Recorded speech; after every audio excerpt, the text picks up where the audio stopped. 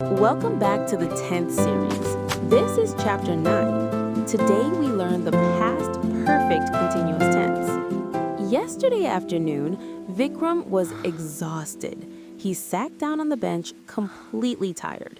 His clothes were wet and muddy. But why was he so tired?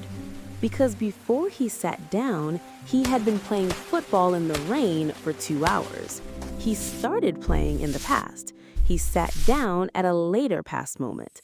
Between those 2 points, he had been playing for 2 hours. When something had been going on for a while and then stopped at a past moment, we use the past perfect continuous tense. Past perfect continuous is used when something had been going on before a past moment. The focus is always on how long it had been happening. The formula is subject, then had, then been, then verb plus ing. Had been is always together, never separate them. Just like chapter 5, we use for and since here too. For tells us the duration, for 2 hours, for a week.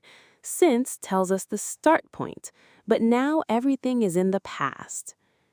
She had been cooking for 3 hours when the guests arrived.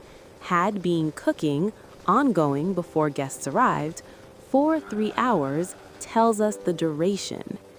He had not been exercising before the doctor visit. For negatives, add not after had not been exercising. He skipped it for a long time.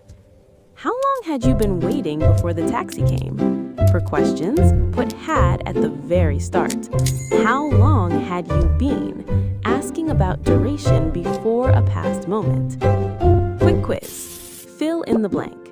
They been waiting for an hour before the show started. Is it have, has, or had? Think carefully. The answer is C, had. 2 past actions, waiting happened before the show started. Had been waiting, past perfect continuous. Well done. Quick comparison. She had read the book, past perfect, action was completed. She had been reading for 2 hours, past perfect continuous, focus on how long. Let's recap. Ongoing before a past moment, then it stopped. Had been plus verb plus ing, and always ask how long.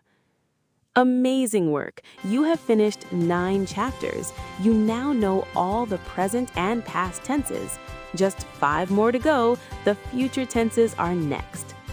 Next in this series, simple future tense. We are now entering the future tenses. Get ready, it is going to be exciting. If this helped you, give it a like. Subscribe so you never miss a chapter. Comment your quiz answer below. I will check it.